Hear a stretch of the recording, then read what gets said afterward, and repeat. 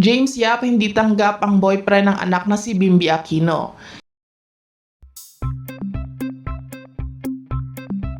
Isang controversial na balita ang pumutok kamakailan matapos lumabas ang mga ulat na hindi tanggap ni James Yap, ang sikat na basketball player, ang bagong boyfriend ng kanyang anak na si Bimby.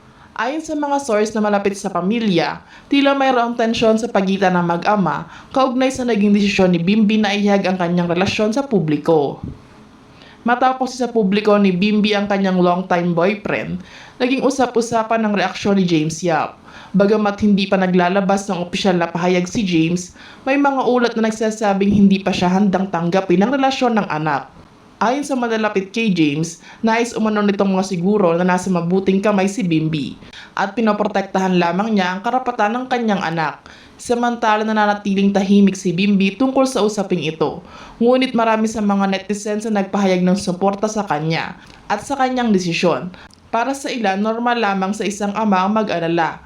Ngunit umaasa ang marami na magkakaroon ng pagkakaunawaan sa pagitan ng mag-ama sa hinaharap.